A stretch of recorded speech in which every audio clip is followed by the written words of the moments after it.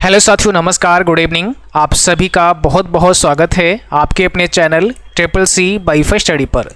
तो आइए स्टार्ट करते हैं आज के इस क्लास को। और आज से रेगुलर आपको शाम को 8:30 पर ये क्लास मिलेगी, जो ट्रिपल सी जून और जुलाई एग्ज़ाम के लिए होगी। जिनका भी ट्रिपल सी का एग्ज़ाम जून में होने वाला है या फिर आगे जुलाई या अगस्त मंथ में आपका एग्ज़ाम है, तो भी इस क्लास को आप फॉलो करेंगे।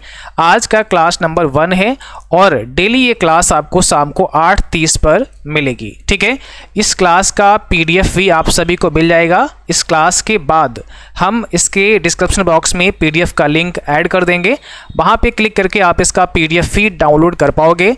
साथ ही साथ आप हमारे टेलीग्राम चैनल से भी इसका PDF डाउनलोड कर पाओगे। टेलीग्राम चैनल का लिंक डिस्क्रिप्शन बॉक्स में दिया गया है, या आप सर्च करेंगे ट्रिपल सी वाईफाई स्टडी से, तो वहाँ से आप जुड़ पाएंगे। तो चलिए स्टार्ट करते हैं। जो साथी क्लास में आ चुके हैं आप सभी को गुड इवनिंग।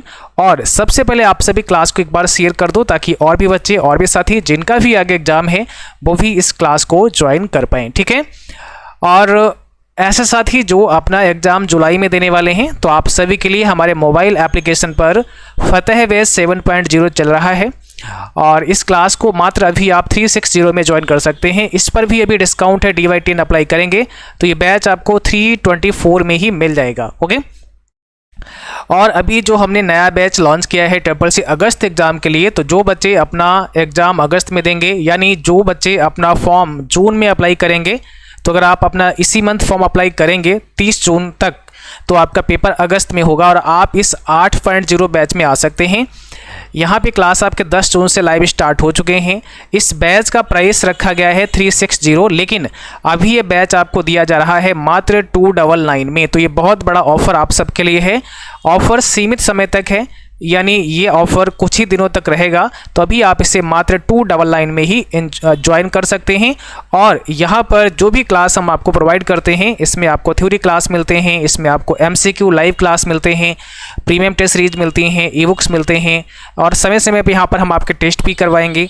ठीक है, क्लास आपका बाइलिंगुअल होता है और ये 31 जुलाई तक ये कोर्स भी आपका कंप्लीट हो जाएगा।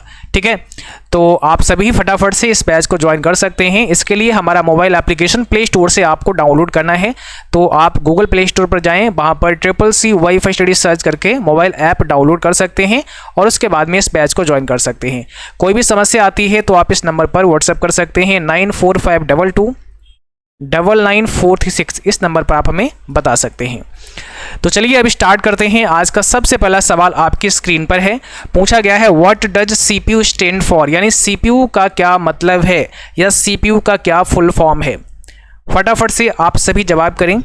आज से रेगुलर क्लास आपको दी जाएगी। आपको पता है आपके 27 जून से एग्ज़ाम स्टार्ट हैं, 27 जून से एग्ज़ाम आपके स्टार्ट हैं। तो जो भी दिन शेष बचे हैं, इसमें बेहतर तैयारी करने के लिए आपको रेगुलर क्लास करनी है। और जल्द ही हम अपने दूसरा जो चैनल हमारा है RMPV एजुकेशन, ठीक है, तो यहाँ पर भी बहुत जल्दी आपकी क्लास स्टार्ट हो जाएगी रिवीजन वाली, उसको भी आपको फिर फॉलो करना है। तो ये CPU का मतलब होता है central processing unit. Option number कौन सा करेक्ट होगा? बी होगा, सेंट्रल प्रोसेसिंग यूनिट। जो आपका CPU होता है, ठीक है, इसमें 3 पार्ट्स होते हैं। तो एक आपका होता है CU, जिसे कहते हैं कंट्रोल यूनिट। एक होता है MU, जिसे कहते हैं मेमोरी यूनिट, फुल फॉर्म भी आ सकता है एग्जाम में। एक होता है ALU, जिसे बोलते हैं अर्थमेटिक लॉजिक यूनिट। यानी ये जो है ना, जो भी हमारे कंप्यूटर में कैलकुलेशन का काम है वो ALU ही करता है, अर्थमेटिक लॉजिक यूनिट ही करता है। और ये 2 प्रकार की गणनाएं करता है। एक करता है अर्थमेटिक, ठीक है, दूसरा करता है लॉजिकल, यानी ये तार्किक कैलकुलेशन भी करता है और मैथमेटिकल कैलकुलेशन भी करता है। दोनों प्रकार की गणनाएं करता है। ठीक है, कौन? CPU, जिसे सेंट्रल प्रोसेसिंग यूनिट कहते हैं। इसे माइक्रो प्रोसेसर के नाम से भी जाना जाता है, माइक्रो प्रोसेसर के नाम से भी जाना जाता है। तो एक प्रश्न से कई सारे प्रश्न बनाए जा सकते हैं, अलग अलग टाइप से एक ही प्रश्न को पूछा जा सकता है, इसलिए हर एक पॉइंट पर आपको ध्यान देने की आवश्यकता होगी अगर आप अपने एग्जाम को टॉप करना चाहते हैं तो। अगला सवाल है, निम्नलिखित में से कौन सा एक ऑपरेटिंग सिस्टम नहीं है? Which of the following is not an operating system. आप देखिए, जो ऑपरेटिंग सिस्टम होता है वो क्या होता है? एक प्रकार का सिस्टम सॉफ्टवेयर होता है। भाई ऑपरेटिंग सिस्टम क्या है? एक प्रकार का सिस्टम सॉफ्टवेयर है जो हमारे सिस्टम को ऑपरेट करने का काम करता है। तो यहाँ विंडोज़ एक ऑपरेटिंग सिस्टम है, लिनक्स भी है, ठीक है, मैक ओएस भी है, लेकिन ओरेकल यहाँ पर ऑपरेटिंग सिस्टम नहीं है। तो विंडोज़ भी याद रखना है जो कि एक ऑपरेटिंग सिस्टम है, लिनक्स भी है, और लिनक्स एक ऑपरेटिंग सिस्टम होने के साथ साथ में कैसा है, ओपन सोर्स है, यानी यह एक ओपन सोर्स वाला ऑपरेटिंग सिस्टम है। कहने का मतलब है ये ऑपरेटिंग सिस्टम आपको फ्री में मिल जाएगा। लिनक्स का आप यूज फ्री में कर सकते हैं, बिना लाइसेंस के ही कर सकते हैं। मैक ओएस भी एक ऑपरेटिंग सिस्टम है जो एप्पल डिवाइसेस के लिए इस्तेमाल किया जाने वाला ऑपरेटिंग सिस्टम है, यानी एप्पल डिवाइसेस में मैक ओएस ऑपरेटिंग सिस्टम काम करेगा। तो यहाँ पर सी ऑप्शन करेक्ट हो गया। तीसरा क्वेश्चन आपके स्क्रीन पर है। चलिए, अभी जो फर्स्ट क्वेश्चन में हमने समझाया था उसी से संबंधित ये सवाल है। पूछा गया है कंप्यूटर में ALU यानी अर्थमेटिक लॉजिक यूनिट का मुख्य कार्य क्या है। तो अभी हमने फर्स्ट क्वेश्चन में इसीलिए डिटेल में बताया था कि ALU का काम क्या होता है ना। तो इसी से संबंधित क्वेश्चन यहाँ पर दिया गया है। तो यहाँ पर स्टोर डेटा यानी डेटा को स्टोर करना इसका काम होता है। Perform arithmetic and logical operation, arithmetic यानी गणितीय और तार्किक ऑपरेशन को परफॉर्म करता है। Control the operations of all parts of the computer, manage memory allocation. तो फटाफट से आंसर दो, और जो साथी क्लास में आ चुके हैं सभी को गुड इवनिंग। आप सभी क्लास को फटाफट से शेयर करो अपने सभी साथियों के साथ ताकि वो भी इस क्लास को ज्वाइन कर पाएँ। तो सभी के साथ क्लास को शेयर कर देना है। यहाँ पे सही जवाब है option b, perform arithmetic and logical operation. भाई हमारा जो ALU होता है ना, जैसे अर्थमेटिक लॉजिक यूनिट कहते हैं, यह अर्थमेटिक और लॉजिकल ऑपरेशन को परफॉर्म करने का काम करता है। निम्नलिखित में से कौन सी अस्थिर मेमोरी है, कौन सी एक अस्थिर मेमोरी है। अब अस्थिर लिखें या आप कह सकते हैं वोलाटाइल, क्या कह सकते हैं, वोलाटाइल कह सकते हैं। इसको आप अस्थाई भी कह सकते हैं, अस्थाई मीन टेम्परेरी, ठीक है ना। तो यहाँ रैम, रोम, हार्ड डिस्क और SSD दिया है, इसमें टेम्परेरी मेमोरी बतानी है कौन सी है, अस्थाई कौन सी है, वोलाटाइल कौन सी है, किसी भी नाम से इसको पुकारा जा सकता है। तो ये सब जो टर्म है याद रखना है। वोलाटाइल ज़्यादातर पूछेगा एग्जाम में, तो आपका ऑप्शन पहला होगा। देखिए जो आपका रैम है जिसको हम रैंडम एक्सेस मेमोरी कहते हैं, तो रैम एक प्रकार की कैसी मेमोरी है, एक प्रकार की वोलाटाइल है।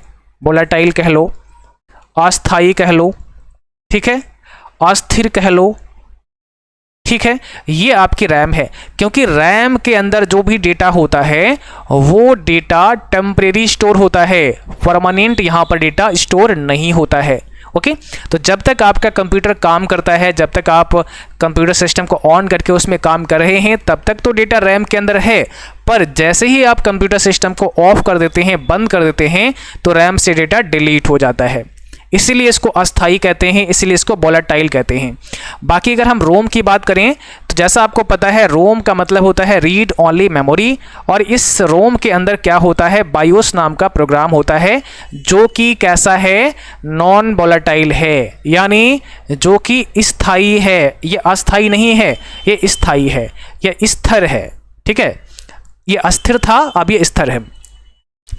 तो क्योंकि बायोस एक प्रकार का प्रोग्राम है जो हमारे कंप्यूटर को ऑन करने में मदद करता है, इसको बेसिक इनपुट आउटपुट सिस्टम कहते हैं, और ये रोम के अंदर रहता है। तो रोम एक प्रकार की नॉन वोलेटाइल हो गई। ऐसे ही हार्ड डिस्क की बात करें तो हार्ड डिस्क एक प्रकार की एक्सटर्नल स्टोरेज है जहां पर हम अपना डेटा स्टोर करते हैं हमारे कंप्यूटर के अंदर। तो इसमें भी डेटा हमारा परमानेंट स्टोर रहता है, इसलिए ये भी आपकी नॉन वोलेटाइल है, ये आप कह सकते हैं स्थायी। और SSD जो कि सॉलिड स्टेट ड्राइव होता है ना, जो हार्ड डिस्क से अच्छा होता है, पर इसका भी इस्तेमाल हम डेटा को स्टोर करने में करते हैं। तो ये भी एक प्रकार का नॉन वोलेटाइल हो गया है। तो SSD, हार्ड ड्राइव और रोम ये सब आपकी नॉन वोलेटाइल हैं, ये सब आपके नॉन वोलेटाइल हैं। और यहाँ वोलेटाइल कौन सा था, रैम आपका वोलेटाइल था। अब हो सकता है आगे आपसे पूछ लें कि DRAM कैसा है, तो DRAM भी वोलेटाइल है क्योंकि DRAM रैम का ही एक पार्ट है। आपसे पूछ लें SRAM कैसा है, तो SRAM भी वोलेटाइल है, ये भी अस्थाई है क्योंकि ये भी आपका रैम का ही पार्ट है। अगर आप रैम को और डिटेल में पढ़ेंगे, आपने अगर हमारा जो बैच है एप्लीकेशन पे बोले रखा है, तो हमने उसमें थ्योरी क्लास में आपको समझा रखा है रैम के बारे में। तो रैम के अंदर मुख्य रूप से एक आपका SRAM होता है जिसे स्टैटिक रैम कहते हैं, एक DRAM होता है जिसे डायनेमिक रैम कहते हैं। तो तो ये स्टैटिक होता है, ये डायनेमिक होता है।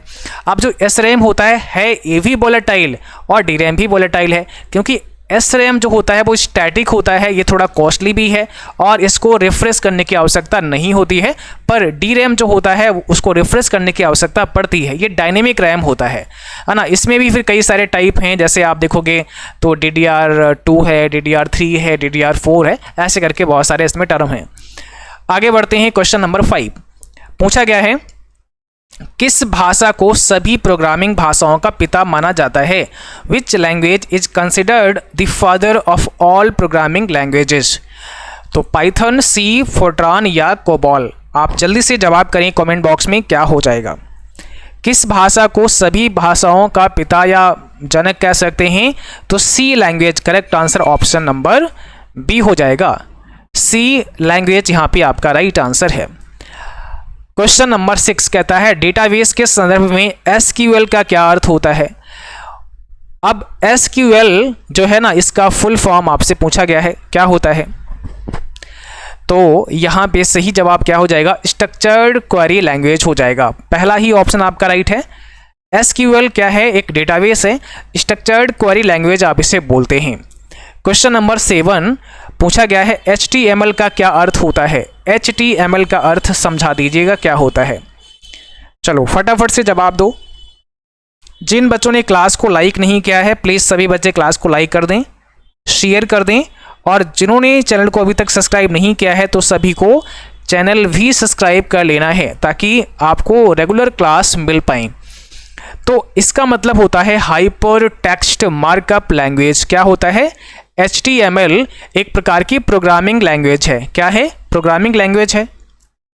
और इस लैंग्वेज का काम क्या होता है? वेब डिजाइन में इसका यूज होता है। अब ये क्वेश्चन भी आ सकता है, ध्यान रखना है, ये क्वेश्चन भी आ सकता है, वेब डिजाइन में इसका काम होता है।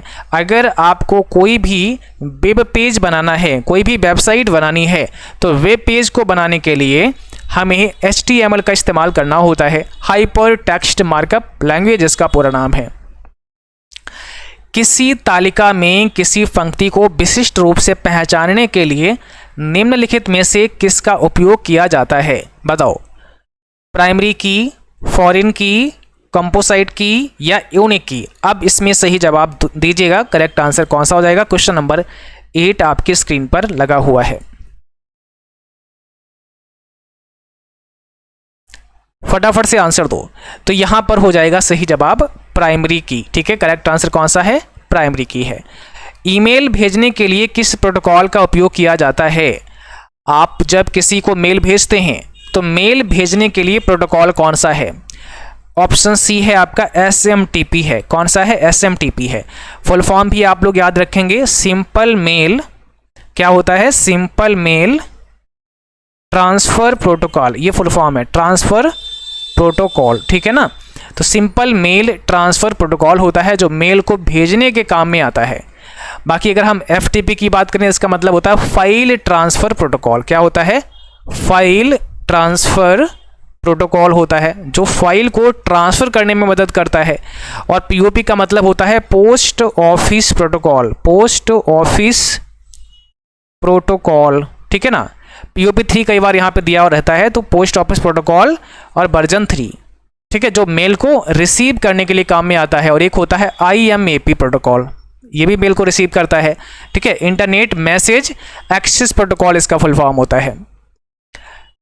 क्वेश्चन नंबर 10 कहता है, निम्नलिखित में से कौन सा नेटवर्क टोपोलॉजी का एक प्रकार है? कौन सा नेटवर्क टोपोलॉजी का एक टाइप है? Star, circle, square, triangle. अब कौन सा एक नेटवर्क टोपोलॉजी में आता है वो आपको बताना है। ये भी हमने आपको अपने जो हमारा बैच है उसमें प्रॉपर आपको थ्योरेटिकल समझा रखा है, टोपोलॉजी के बारे में पूरा पढ़ा रखा है प्रॉपर। आपने अगर वो क्लास देखे हैं तो आपको पता होगा। और जिनका भी अगस्त में एग्ज़ाम है ना, तो अभी आपके लिए बहुत बड़ा ऑफर है, 299 में ही बैच ले सकते हैं। तो इस बैच को अवश्य आप ज्वाइन कर लो। ये 299 3 माह के लिए है, यानी 100 रुपये पर मंथ मान लो आप, है ना। 299 जो फीस है वो पूरे 3 माह के लिए है, तो 1 माह का 100 रुपये ही पड़ा। और इस 3 माह में ये पूरा कोर्स आपके पास 3 माह तक रहेगा। ठीक है, एग्ज़ाम होने के बाद में भी ये बना रहता है। तो इसको अच्छे से अगर आप पढ़ते हैं, प्रॉपर जो क्लास दे रहे हैं वो आप करते हैं तो निश्चित बहुत कुछ वहाँ से सीखते भी हैं और एग्ज़ाम तो आप क्वालिफाई करते ही हैं। यहाँ पर फर्स्ट ऑप्शन हो जाएगा स्टार टोपोलॉजी। चलिए, अब यहाँ पर आपसे पूछा गया है निम्न में से कौन सी प्रोग्रामिंग भाषा नहीं है। अब इसमें क्या बताना है, कौन सी एक प्रोग्रामिंग भाषा नहीं है, पाइथन, जावा, राइटर और सी प्लस प्लस।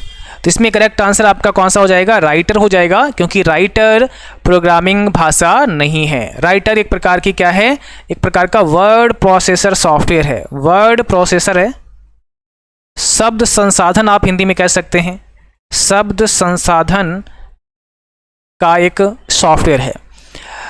URL का मतलब क्या होता है, ठीक है, what does URL stand for. URL का फुल फॉर्म क्या है, URL का मतलब क्या है, जल्दी से समझा दीजिएगा।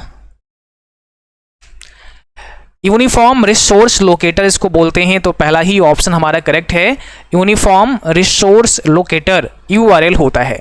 आप कोई भी लिंक कॉपी करके किसी को सेंड कर देते हैं, जो आप लिंक कॉपी करके भेजते हैं वही एक URL कहलाता है, वह एक क्या होता है, URL होता है। निम्नलिखित में से कौन सा कंप्यूटर वायरस का एक प्रकार नहीं है, 13 में आंसर देना है।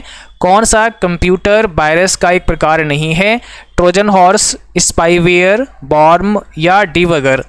तो इसमें कौन सा एक कंप्यूटर वायरस का प्रकार नहीं है, ट्रोजन हॉर्स, स्पाईवेयर, वॉर्म या डीबगर। आंसर तो फटाफट से 13 में कौन सा हो जाएगा। तो सही जवाब ऑप्शन नंबर डी है, डीबगर नहीं है। कौन सा एक कंप्यूटर वायरस, देखो अगर हम ट्रोजन हॉर्स की बात करें, स्पाईवेयर, वॉर्म, ये सब वायरस में ही आते हैं, बट डीबगर आपका नहीं है, तो डी ऑप्शन करेक्ट है। ऑपरेटिंग सिस्टम का मुख्य उद्देश्य क्या है, to serve as an interface between the user and the computer hardware, to manage software applications, to compile programs, to perform calculation. तो बताइए क्वेश्चन 14 में कौन सा सही जवाब है। ऑपरेटिंग सिस्टम का उद्देश्य क्या है, मुख्य उद्देश्य क्या है, पहला ऑप्शन हो जाएगा to serve as an interface between the user and computer hardware. निम्नलिखित में से कौन सी एक गैर वाष्पशील मेमोरी है, बताओ कौन सी एक नॉन वोलेटाइल मेमोरी है। हिंदी इंग्लिश में देखें तो नॉन वोलेटाइल मेमोरी है। तो रैम क्या नॉन वोलेटाइल है, अभी इसी क्लास में बताया नहीं है, ये तो वोलेटाइल होती है। ये कैसी होती है, वोलेटाइल होती है। कैश मेमोरी, रोम और रजिस्टर्स। तो यहाँ पे सही जवाब कौन सा है, रोम हो जाएगा। रोम एक नॉन वोलेटाइल मेमोरी है ना। रोम एक स्थायी मेमोरी है, इसे आप रीड ओनली मेमोरी भी कहते हैं। कंप्यूटर नेटवर्किंग में लैन का क्या अर्थ होता है, लैन का फुल फॉर्म क्या होता है कंप्यूटर नेटवर्किंग में। तो देखिए लैन का मतलब होता है लोकल एरिया नेटवर्क, यहाँ क्या हो जाएगा, लोकल एरिया नेटवर्क हो जाएगा। मैन का मतलब होता है मेट्रोपॉलिटन एरिया नेटवर्क, और बैन का मतलब होता है वाइड एरिया नेटवर्क, और पैन का मतलब होता है पर्सनल एरिया नेटवर्क। ठीक है, एक सैन भी होता है, इसको बोलते हैं स्टोरेज एरिया नेटवर्क। तो ये सभी टर्म याद रखना है, लैन, मैन, वैन, पैन, सैन, ये सब क्या होता है, इनकी फुल फॉर्म आनी चाहिए आपको। Local area network. अगर हम बात करें इंटरनेट किसका एग्जाम्पल है, तो इंटरनेट किसका एग्जाम्पल है, बैन का एग्जाम्पल है, वाइड एरिया नेटवर्क का एग्जाम्पल है। ठीक है, अगर हम बात करें इथरनेट किसका एग्जाम्पल है, इथरनेट की बात करें तो ये लैन का एग्जाम्पल हो जाएगा, लोकल एरिया नेटवर्क हो जाएगा, जो हम छोटा सा एक नेटवर्क बना सकते हैं अपने घर में, स्कूल में, कॉलेज में, जो आपने देखा होगा आपस में कंप्यूटर कनेक्ट कर लेते हैं, उस टाइप का एक नेटवर्क जो आपका होता है लैन कहलाता है। ठीक है, और अगर हम बात करें पैन की, तो ये नेटवर्क किसमें होता है, आपने देखा होगा जो ब्लूटूथ से हम कनेक्ट करते हैं, ब्लूटूथ से जो हम डिवाइस कनेक्ट करते हैं, इसमें आपका पर्सनल एरिया। चलिए यहाँ पर आपसे पूछा गया है निम्नलिखित में से कौन सा स्टोरेज डिवाइस सबसे अधिक डेटा रख सकता है, कौन सा स्टोरेज डिवाइस सबसे ज़्यादा डेटा होल्ड कर सकता है, रख सकता है। CD रोम, DVD रोम, इसमें सही जवाब सी है आपका, ब्लूरे डिस्क में ज़्यादा डेटा होल्ड हो सकता है। सिंगल लेयर में 25 GB आ सकता है, डुअल लेयर में 50 GB डेटा होल्ड हो सकता है। निम्नलिखित में से कौन सा इनपुट डिवाइस नहीं है, कौन सा इनपुट डिवाइस नहीं है।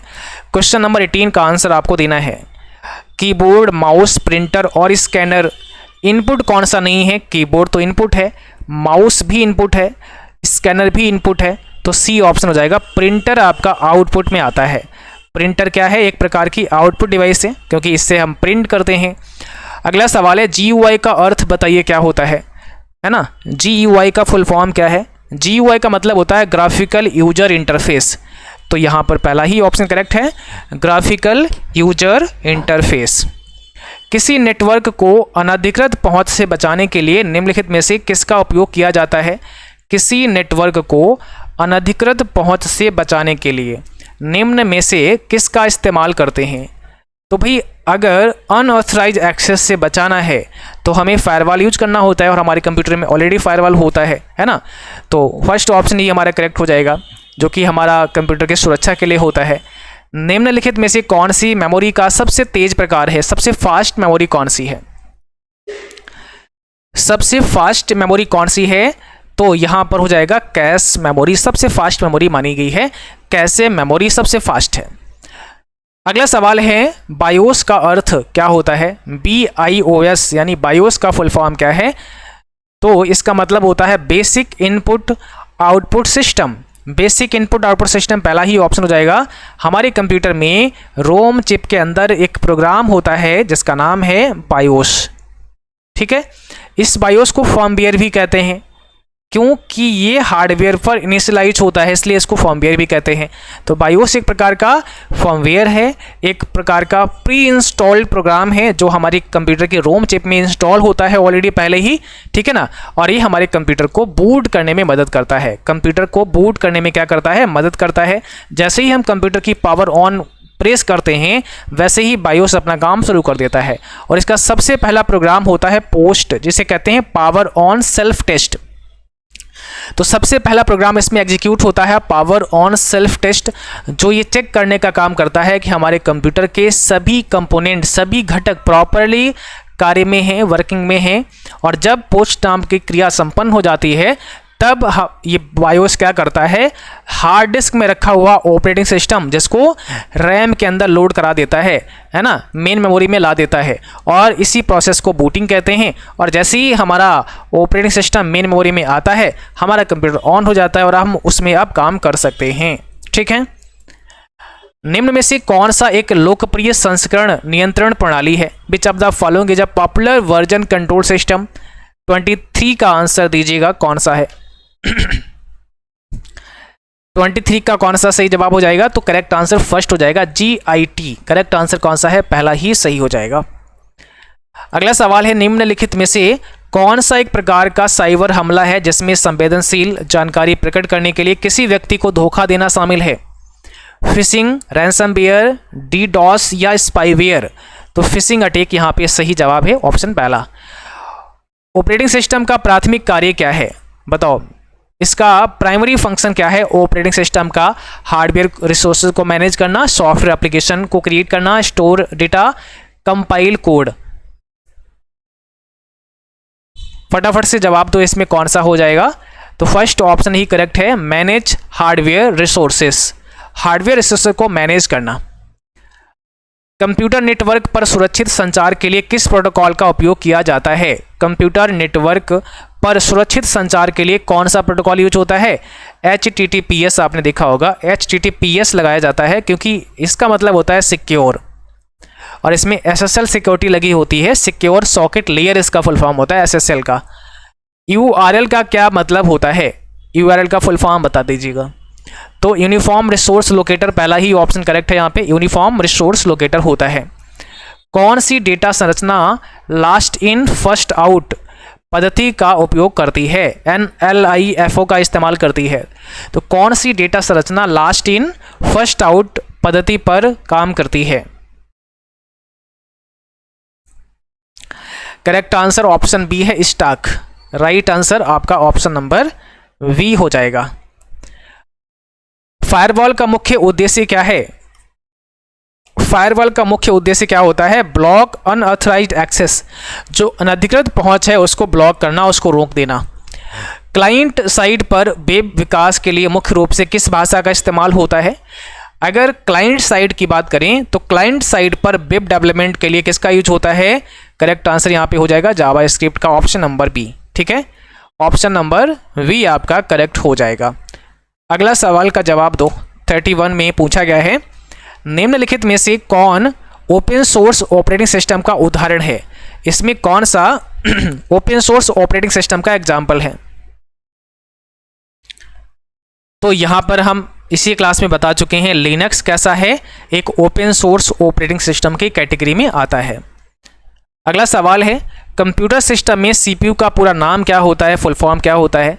तो इसका मतलब भी समझा चुके हैं, सेंट्रल प्रोसेसिंग यूनिट होता है। फर्स्ट ऑप्शन करेक्ट हो जाएगा। ठीक है, तो आज की क्लास में बस इतना ही। उम्मीद करता हूँ क्लास आपको समझ आई होगी।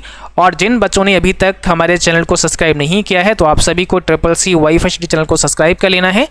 और आपको इस चैनल पर भी क्लास मिलेगा RMPV एजुकेशन पर। तो यहाँ पर भी आपको बहुत जल्द रिवीजन क्लास मिलेगा। ये सुबह में क्लास आपकी होगी, टाइम आपको बता दिया जाएगा।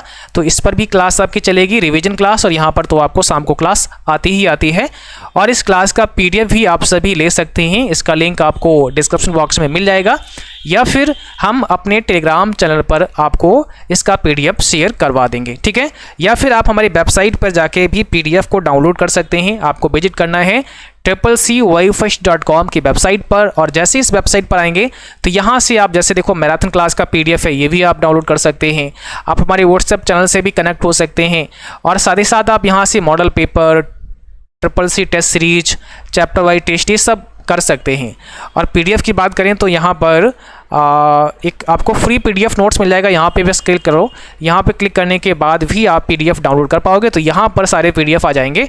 अभी जैसे ही आज ये अपडेट होगा तो आज वाला क्लास का PDF यहाँ पर आपको मिल जाएगा। और यहाँ से आप इनको पढ़ भी सकते हैं। बाकी सबसे बॉटम में जाना है और सबसे बॉटम में जाने के बाद आपको डाउनलोड करने का भी ऑप्शन मिल जाएगा। ठीक है, डाउनलोड PDF का ऑप्शन दिखेगा, वहाँ से आप डाउनलोड कर सकते हैं बहुत ही आसानी के साथ में। ठीक है, चलेगा। बाकी जो साथी CCC का बैच लेना चाहते हैं तो आप सभी अभी फटाफट से जुलाई या फिर अगस्त में है तो अगस्त का बैच ले सकते हैं। अधिक जानकारी के लिए आप हमें WhatsApp कर सकते हैं। तो चलिए आज के लिए बस इतना ही, मिलते हैं फिर अगली क्लास में। तब तक के लिए थैंक यू, बाय बाय।